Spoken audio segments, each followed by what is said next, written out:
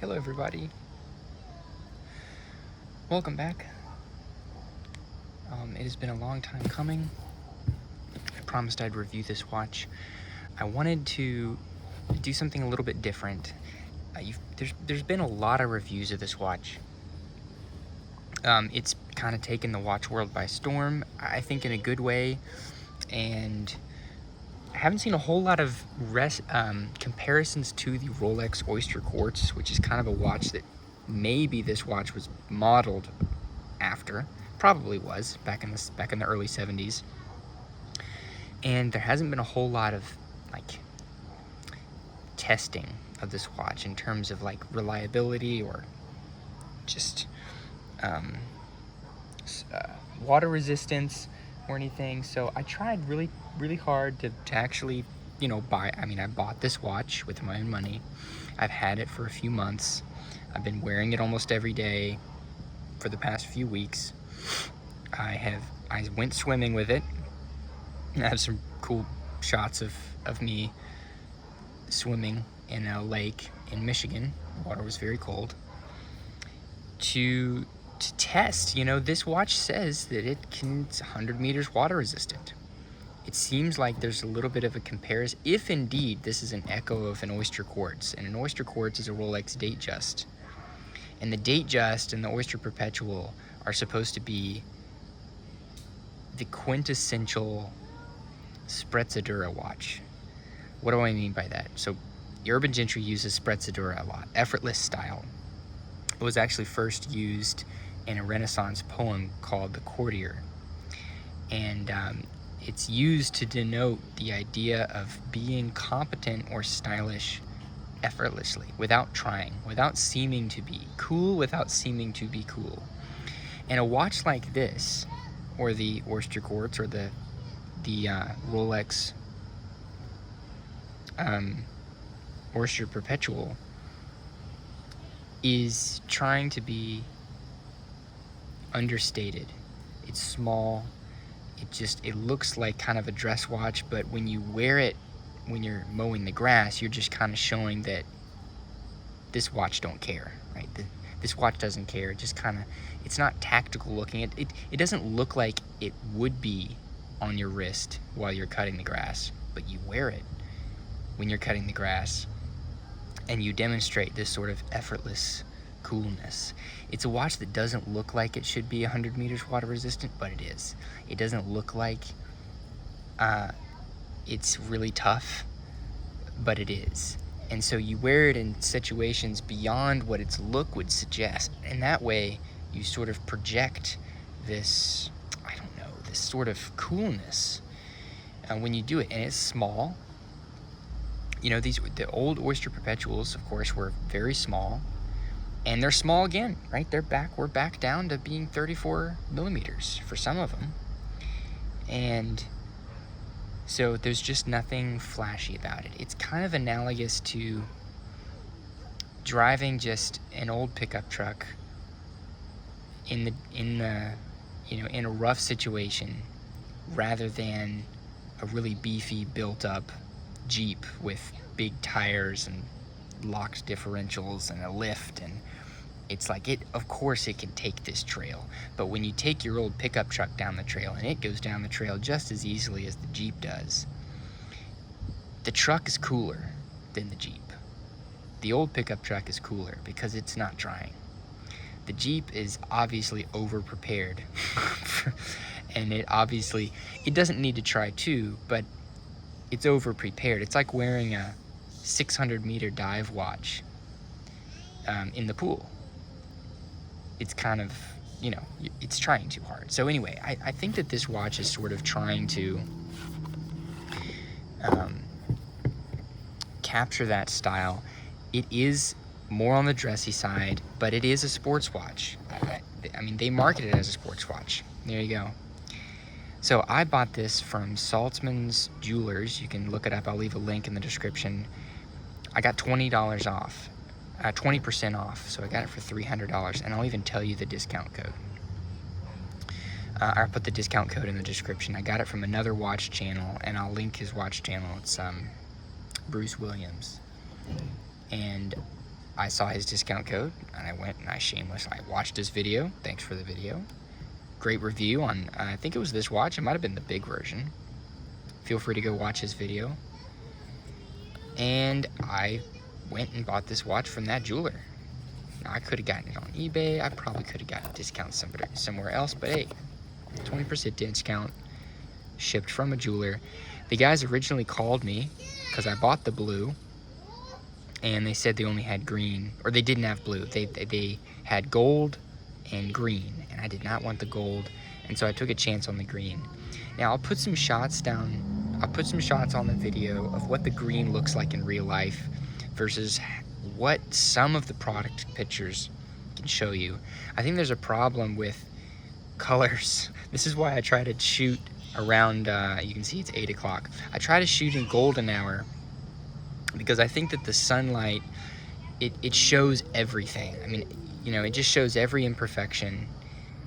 It's hard to hide. It shows the colors well, I think. And so, anyway, I think it does a good job. I probably should have shot it. I wish it were about 6, but I just got to this a little late in the day. Yeah, my sunlight is leaving me, but anyway, while we still have light. So they actually sent me the blue one. I was expecting the green one, and they actually sent me the blue one. So I'm thankful for that. I much prefer the blue one. So I got this one for $300, and this is the PRX 35mm in blue.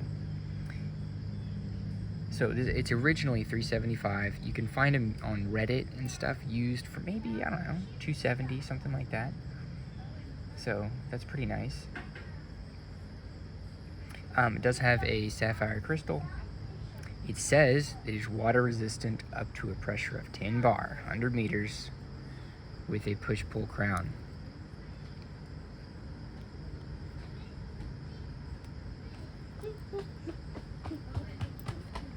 Has a 2-year warranty. So it's a tonneau shape, sort of harkening back to the Genta style. They're using an ETA-based quartz movement. 9.6 millimeters thick or thin. It's supposed to last for, I think, 5 years before it stops, and it does have a low battery function where it will tick fewer times. I think it'll tick maybe 4 times a minute or something like that. Not 4 times a minute. Once every 4 seconds to indicate that the battery needs to be changed.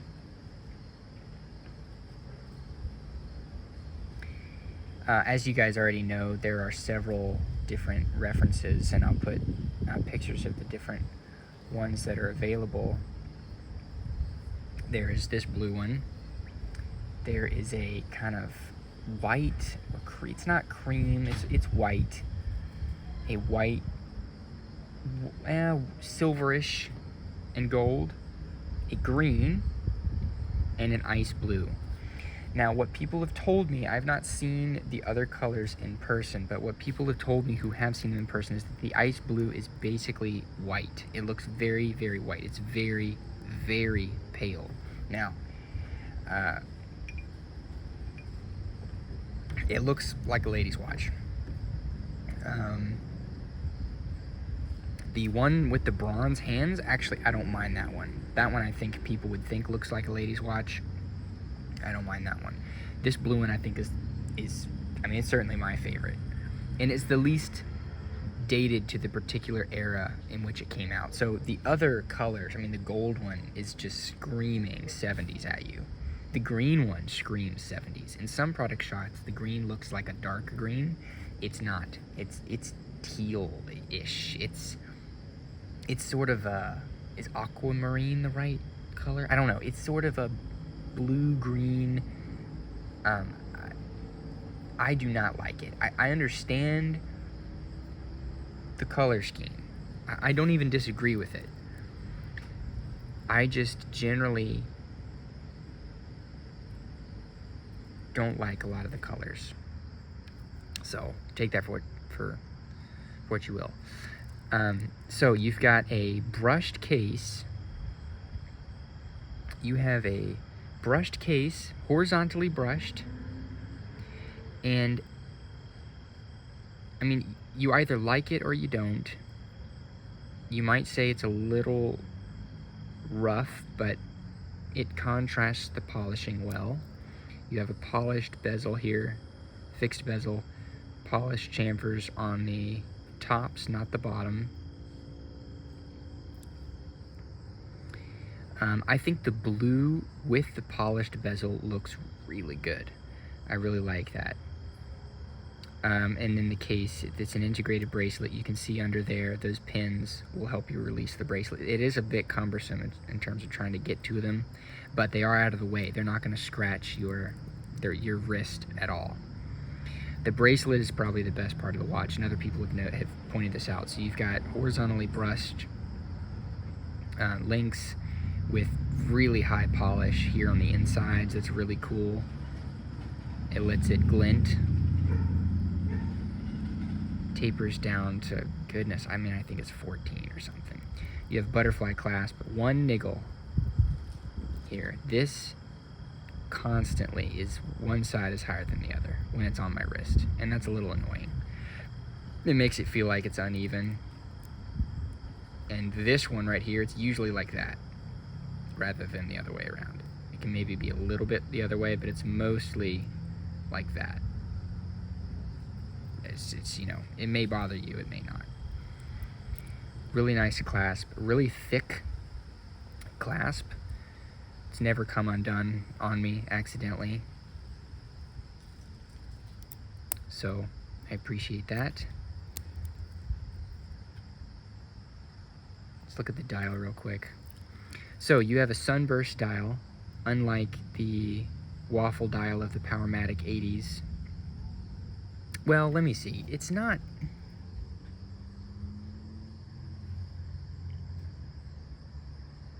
Yeah, it's sunburst, but it's not as sunburst as the silver or the gold or the ice blue. It's a bit matte. It has a little bit of a matte finish to it, and I hope you can see that in some of the pictures that I show, which I think is a good trade-off. It's not super dressy. It does have a little bit of that matte. It's deep blue, but it's not super shiny or anything. So I do like that. I'm trying to show the color. You've got, you know, long indices. Some people have criticized that because it looks kind of odd. They're skinnier. They look like they're the indices from the Oyster Perpetual, and then they've just stretched them. And so you may or may not like that. They are topped with lume. There goes my box. They are topped with lume. And you've got lume in the hour and the minute hands. Of course, the seconds hand is not going to be lining up with the indices all the way. That's a function of the quartz movement, not the watch. There's nothing Tissot can do about that. The finishing on the seconds hand is a little bit rough. I don't have a loop. I haven't looked at it under a loop, but you can sort of tell that the edges are a little bit sharp. Again, it may bother you, it may not. Other than that, it looks pretty good. You've got a T on the crown. I'm gonna pull the crown out just so you can see. You can see that it looks like there's a pretty high tolerance between the crown stem going into the watch itself. It's a pretty small area, and so I was curious what the water resistance would practically be. It says it's 100. Now, here's the thing with 100 meters of water resistance. If you have a push-pull crown, then, you know, maybe it's not 100 meters. Maybe you shouldn't swim with it. And I know you guys may be thinking this is stupid to even try this, or to even try swimming with a watch that doesn't have a push-pull crown. But look, 100 meters of water resistance? A lot of manufacturers tell you you can swim or go in the pool with a watch that has 50 meters of water resistance. I mean, Dan Henry will tell you on their website, their watches that are 50 meters water resistance, you can swim with them. Just don't dive with them, or don't go in the shower with them. That would be above swimming. But going in cold water, or going, you know, just splashing or taking it underwater should be fine in a watch with 100 meters of water resistance. Vair watches, I mean, they have push-pull crowns, but their watches are rated at 100 meters. And they show product shots upon product shots of them on surfboards, you know, in California or wherever, swimming with these watches for days and days and days and days. Well, surely you can go in the water every once in a while with a watch that has a push-pull crown that has 100 meters. So I did it. Now, I had this watch on my other wrist, and you'll see it in some of the other shots. This is a Zelos Horizons. I just wanted to check and make sure, you know, if this watch fails, then it could be forgiven if this one does. But I went and swam with it, so that you can see some video of me just kind of swirling it around in the water in the lake. But then I put the camera back on the bank, and then I went back in, and I actually swam underwater with this watch on. So I went down about 4 or 5 feet and swam on the bottom of the lake, and then I'd come back up for air, go back down, you know.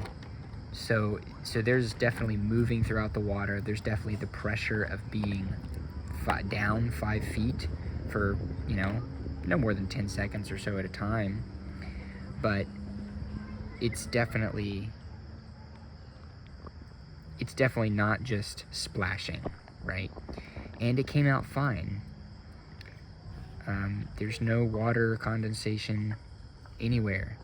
The reason I do this is because this watch, if it is merely a dress watch, then I don't think it's all that special. I mean, there are so many good dress watches from Orient or Seiko that are much more beautiful. This 70s sort of Genta style, this tonneau case and these sharp angled edges don't look very dressy to me. So this watch, I think, is perfectly in between, right? Another thing is the Oyster Quartz had 100 meters of water resistance. The Current, as far as I'm aware, the old Oyster Quartz, I don't know if it'll say on the, no, it doesn't say. But the Oyster Quartz today has 100 meters of water resistance. And I don't know if it has a, let's see, oh, it does have a, I'm reading the brochure on the Oyster Perpetual, and it says screw down case back winding crown. So I don't think there's a push-pull crown on those. I've never owned one. So again, back to this idea that the watch can just be understated. It can just go anywhere. It can do anything with style. So it's primarily a dressy looking watch that you can wear with a t-shirt. You can take swimming, and it can kind of effortlessly just do it. I mean, of course you could buy a watch that could do everything. I mean, this could do anything, right? But it's a sort of bigger tool watch. Now, this is a pretty cool watch, and it's actually pretty thin. Has a fantastic bracelet, and I'll probably review this one next. And this is a small watch. This is a 39 millimeter watch that's like 11 millimeters thick. Not as thin as this one, but yeah. So let me put it on the wrist. I'll try to sprinkle in some, you know, B-roll of the watch in different lighting conditions so you can see that. So when you buy it, I took out, I think, 2.5 links, maybe 3. No, I took out 3 because there's the half links. There's 2 half links. When I took out this half link, it was a little bit tight. It wasn't like hurting me tight. I could have worn it with that half length taken out, but it was uncomfortably tight. I like my watches to have just a little bit of movement to them. This one has a little bit too much movement. In the middle of the summer, if it's hot outside, then my wrist will expand and it will be perfectly wriggly. Like, it'll still jiggle a little bit, but not a ton. Maybe for the winter, I'll end up taking that half link out.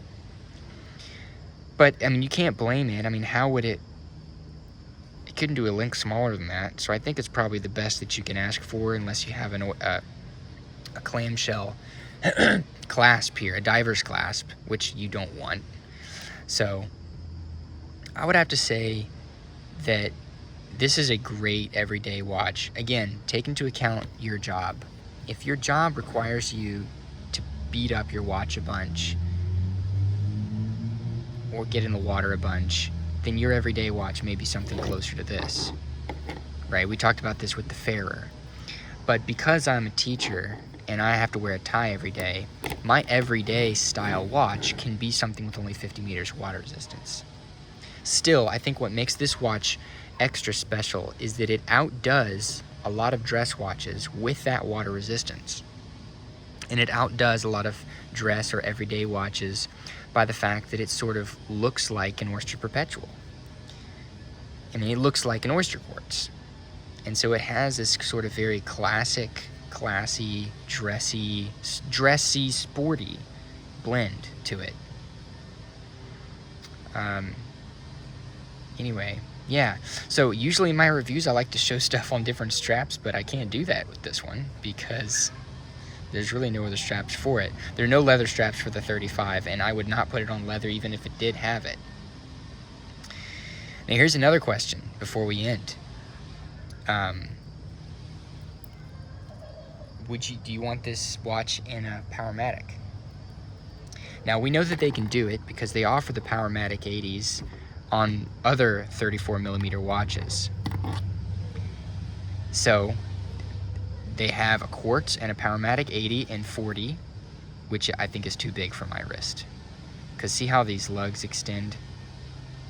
I don't know if they give you a lug-to-lug. The lug-to-lug with the extended lugs is something like 45 or 44 or something.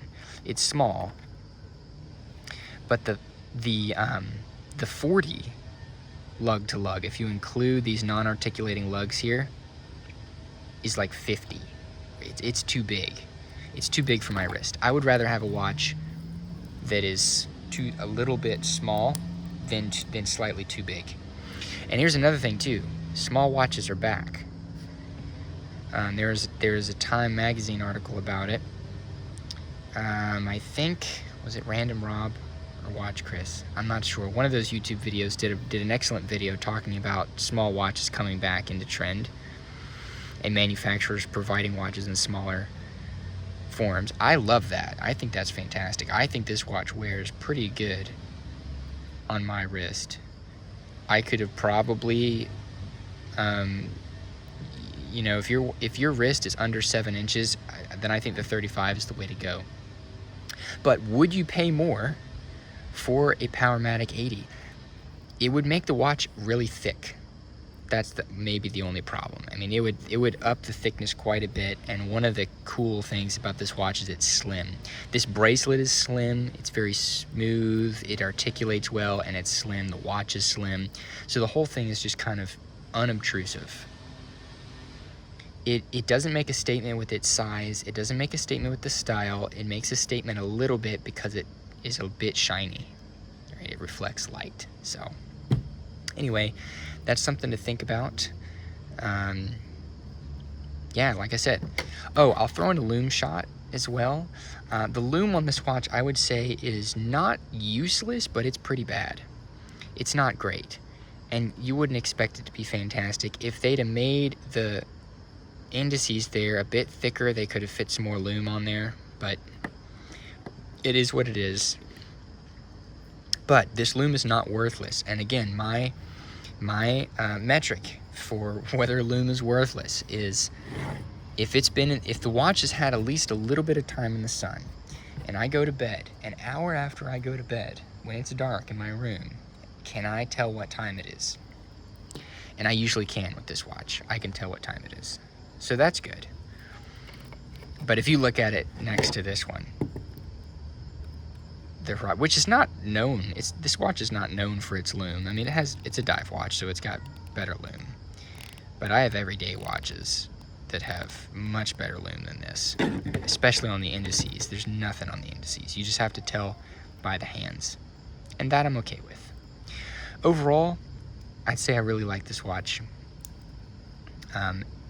It's kind of wearing on me, in the sense that if I'm wearing this watch with jeans and a t-shirt, I kind of feel like I want something with a little bit more of a statement. I want something a little bigger. But if I'm wearing anything even remotely dressy, button-down shirt, collared shirt, you know, nicer shoes, you know, even just Sperry's and shorts here in the summer, then I'll wear this watch. All right, let me know what you think. Let me know if you're waiting for a Powermatic 80. Let me know if you think this watch is overrated. I mean, it's been talked about a bunch. Or let me know if there are other comps. There are other watches that are dressy but have 100 meters of water resistance, so they can do a little bit more than a typical dress style watch. Put some links for me down in the description, and let's see if there are any good comps for this watch. All right, thanks for watching.